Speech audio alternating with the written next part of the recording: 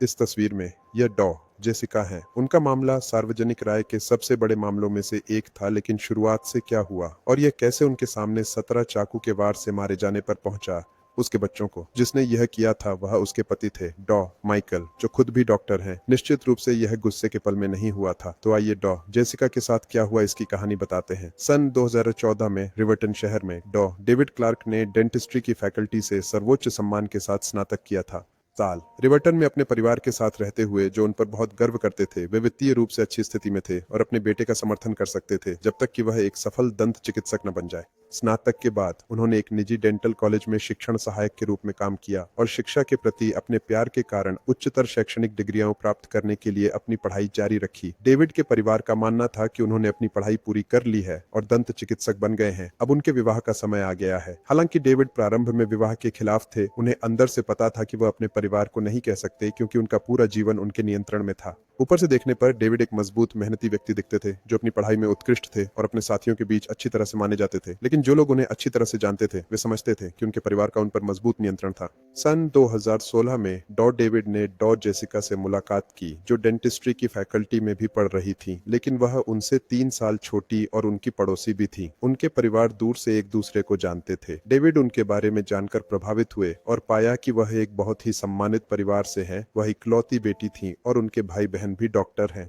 उसका परिवार भी डेविड के परिवार की तरह ही सम्मानित और आर्थिक रूप से स्थिर था। बिल्कुल उपयुक्त जोड़ी। डेविड ने अपने परिवार को सूचित किया और वे बहुत खुश हुए क्योंकि वे जेसिका के परिवार को अच्छी तरह जानते थे। उन्होंने अपने बेटे की तरफ से शादी का प्रस्ताव देने के लिए उसके परिवार से मिलने का फैसला किया। पहली मुलाकात में दोनों परिवारों ने खुद को बेहतरीन तरीके से प्रस्तुत किया। जेसिका का परिवार शुरू से ही बहुत स्पष्टवादी था, जबकि डेविड का परिवार केवल दिखावा कर रहा था। मुलाकात सफल रही, जिससे दोनों परिवार एक दूसरे को बेहतर तरीके से जान सके और आरामदायक महसूस कर सके। इस प्रकार उन्होंने डेविड और जेसिका के विवाह पर सहमति व्यक्त की। डॉ डेविड ने जेसिका के परिवार को बताया कि उनके पास रिवर्टन में अपने परिवार के घर में एक अपार्टमेंट है और जल्द ही अपने निजी क्लिनिक की स्थापना करने की महत्वाकांक्षा रखते हैं। जेसिका के परिवार को लगा कि डेविड एक उपयुक्त मैच है क्योंकि उनकी सांस्कृतिक और सामाजिक पृष्ठभूमि समान थी और उनके करियर में उनकी महत्वाकांक्षा और सफलता भी थी। क्योंकि जेसिका उनकी इकलौती बेटी थी, उनका परिवार उसकी खुशी के लिए कुछ भी करने को तैयार था। यद्यपि यह एक व्यवस्थित विवाह था, डॉ जेसिका भी डॉ डेविड के व्यवहार, सफलता और महत्वाकांक्षा से प्रभावित थी, इसलिए उन्होंने विवाह के लिए सहमति दी। शादी, दोनों परिवार इस पर सहमत हुए कि शादी की सभी प्रक्रियाएं 1 साल के भीतर पूरी कर ली जाएंगी। हालांकि शादी से कुछ समय पहले डॉ डेविड ने जेसिका के परिवार से मुलाकात की और उन्हें बताया कि शादी की तैयारी में उन्होंने बहुत सारा पैसा खर्च किया है और शादी के खर्चों को कवर करने के लिए उनके पास कोई धनराशि नहीं बची है। खर्च, जेसिका के परिवार ने शादी के सभी खर्चे उठाने का फैसला किया और डॉ डेविड बहुत खुश थे। तब किसी ने नहीं सोचा था कि डेविड का व्यवहार अजीब है। उन्होंने सिर्फ यह मान लिया कि शादी के खर्चों के कारण उनकी आर्थिक स्थिति कठिन हो गई है। वे इस बात से अनजान थे कि यह आने वाले भविष्य का एक महत्वपूर्ण संकेत था। उन्होंने शादी की और डॉ जेसिका अपने परिवार के घर में डॉ डेविड के अपार्टमेंट में रहने चली गई। रिवर्टन। शादी के मात्र 1 हफ्ते बाद डॉ जेसिका ने देखा कि उनके परिवार वाले हर चीज में हस्तक्षेप करते हैं और उन्हें किसी भी चीज पर बोलने या विरोध करने का कोई अधिकार या क्षमता नहीं है। कुछ समय बाद उसने स्थिति के साथ तालमेल बिठाने की कोशिश की, इस आशा के साथ कि समय के साथ वह डॉ डेविड के सोच को प्रभावित कर सकेगी और उन तरीकों को बदल सकेगी जो उसे पसंद नहीं थे।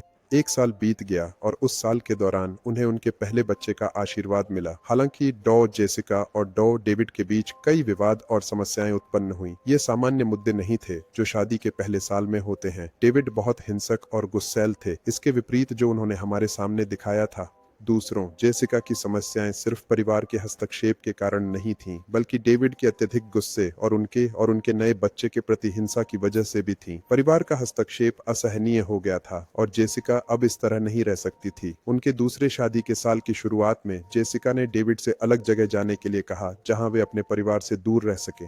परिवार, डेविड ने उस समय उसे कोई प्रतिक्रिया नहीं दी और कहा कि उसे सोचने के लिए समय चाहिए। असल में डेविड ने सोचा भी नहीं था। वह अपने परिवार के पास गया और उन्हें बताया कि जेसिका ने क्या कहा था। स्वाभाविक रूप से उसके परिवार ने जेसिका की बात को मना कर दिया और कुछ इस तरह की बातें कहने लगे। अब क्या जेसिका तय करने वाली है कि क्या होगा? सामान्य स्थिति में एक परिवार अपने बेटे और बहू के बीच के मुद्दों को सुलझाने की कोशिश करता, लेकिन डेविड के परिवार ने ऐसा करने पर विचार भी नहीं किया, जबकि जेसिका बहुत अच्छी पत्नी, सम्मानजनक महिला और बेहतरीन मां थी। इनमें से कोई भी गुण उनके लिए मायने नहीं रखता था। उनके लिए केवल अपनी मर्जी चलाना ही महत्वपूर्ण था। डॉ जेसिका ने अपनी मां से अपने और डॉ डेविड के बीच के समस्याओं के बारे में भरोसा करना शुरू कर दिया, जिसमें परिवार का उनके जीवन में हस्तक्षेप भी शामिल था।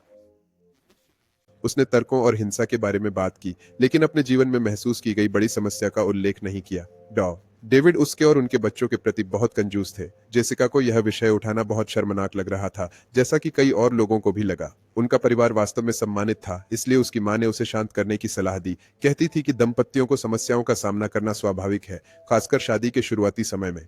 एक और साल बीत गया और उन्हें एक और बच्चा हुआ, लेकिन इस बच्चे को एक स्वास्थ्य समस्या थी जिसके कारण उसे चिकित्सीय देखभाल के लिए इनक्यूबेटर में रहना पड़ा। इनक्यूबेटर महंगा था और डॉ डेविड, जो एक डॉक्टर थे और अपनी क्लिनिक में काम करते थे, ने भुगतान करने से इनकार कर दिया, यह दावा करते हुए कि उन्हें वित्तीय कठिनाइयां थीं। जेसिका के परिवार ने फिर से कदम बढ़ाया और खर्चों को पूरा किया। जब पैसों की कमी हो गई तो डेविड ने बच्चे का उपचार पूरी तरह न होने के बावजूद आर्थिक तंगी का हवाला देकर उसे इनक्यूबेटर से बाहर निकाल लिया। एक निजी क्लिनिक, घर और संपन्न परिवार होने के बावजूद डेविड बहुत कंजूस था, यहाँ तक कि अपने बेटे के प्रति भी। डेविड के अपने बेटे को जल्दी इनक्यूबेटर से बाहर निकालने के फैसले के कारण बच्चा विकलांग हो गया। महत्वपूर्ण बात यह है कि उनके लिए जीवन चलता रहा। जिस भी स्थिति का सामना हुआ उसे अपनी किस्मत मानकर स्वीकार कर लिया। इसी बीच डॉ डेविड की समस्याएं डॉ जेसिका के साथ इस हद तक बढ़ गईं कि बात हिंसा तक पहुंच गई। एक बार उसने उसे इतनी जोर से मारा कि उसकी मुंह पर गहरा घाव हो गया। घाव इतना गंभीर था कि डॉ डेविड, जो एक डॉक्टर है, ने खुद ही सिला। जब जेसिका की मां को यह पता चला तो उसने अपनी बेटी से कहा कि उसे तलाक लेना चाहिए। उसने कहा कि अगर उसके पति को इस हद तक उस पर हाथ उठाना स्वीकार्य लगता है तो उसे छोड़ना ही पड़ेगा। डॉ जेसिका ने उस समय तलाक मांगा, लेकिन बाद में महसूस किया कि तलाक उनके 3 बच्चों के लिए एक बड़ा समस्या पैदा करेगा, खासकर जब उन्होंने अपना तीसरा बच्चा अभी अभी प्राप्त किया था। उन्होंने अपने बच्चों की खातिर उनके साथ रहने का निर्णय लिया, क्योंकि वह नहीं चाहती थी कि बच्चे कष्ट सहे। जेसिका ने अपने परिवार के साथ अपनी समस्याओं के सभी विवरण साझा नहीं किए, क्योंकि उन्हें यह विश्वास दिलाया गया था कि घरेलू रहस्य निजी रहने चाहिए। जेसिका ने अपना पूरा जीवन अपने बच्चों के लिए समर्पित कर दिया, हर तरह से उनका पालन पोषण करती रही, जिसमें आर्थिक मदद भी शामिल था, क्योंकि डॉ डेविड उनके प्रति बहुत कंजूस थे। अपने भारी विचारों से निपटने के लिए उसने एक निजी डायरी में सब कुछ लिखना शुरू कर दिया, जहां वह अपने एहसास और दैनिक घटनाओं को चित्रित करती थी। ये उसकी एक तरह की बड़ास निकालने और उन चीजों को दर्ज करने का तरीका था जो वह अपने पति से कह नहीं पाती थी या कहने में शर्म महसूस करती थी। साल 2021 में क्रिसमस के तीसरे दिन डॉ जेसिका घर पर ही रहीं और अपनी डायरी में लिख रही थी। लिखने के बाद वे अपने बच्चों को कामों के लिए बाहर ले गईं। जब डॉ डेविड घर आए और देखा कि वे घर पर नहीं हैं, तो उन्होंने जेसिका को फोन किया और यह झगड़ा शुरू कर दिया कि वह उनकी इजाजत के बिना घर से कैसे बाहर जा सकती है। जेसिका ने बताया कि उसने कई बार कॉल करने की कोशिश की, लेकिन उसका फोन बंद था। एक बार जब उसने अपने संदेशों की जांच कर इसे सत्यापित कर लिया, तो वह चुप हो गया। हालांकि यह स्पष्ट था कि वह लड़ाई का कोई बहाना ढूंढ रहा था। कॉल खत्म करने के बाद डॉ डेविड ने जेसिका की डायरी देखी, जो वह गलती से टेबल पर छोड़ गई थी। उन्होंने इसे पढ़ने का फैसला किया और उसमें अपने परिवार के बारे में, अपनी कंजूसी और हिंसा के बारे में सब कुछ पाया। जब जेसिका बच्चों के साथ घर वापस आई तो डॉ डेविड ने डायरी हाथ में लेकर उसे इन सब चीजों को लिखने का इल्जाम लगाया।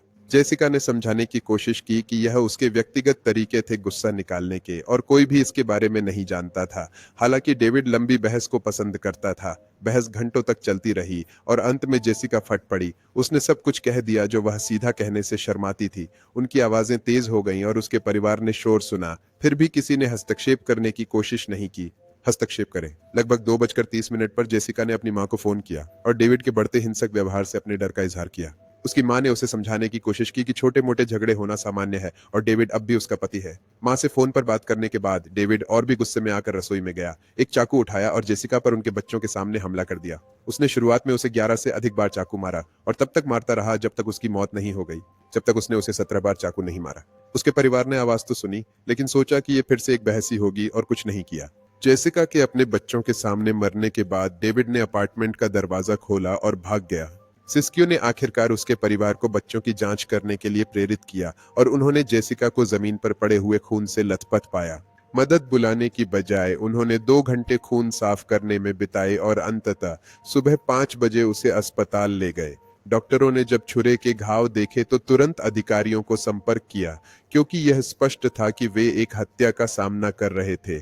जब पुलिस पहुंची और पुष्टि की कि जेसिका की हत्या हो चुकी है, तो उन्होंने उसके परिवार से संपर्क किया। उन्हें यह बताने में कठिनाई हो रही थी कि डॉ डेविड ने, जो एक साथी डॉक्टर थे, ने उनके बच्चों के सामने उसे 17 बार चाकू मारकर मार डाला था।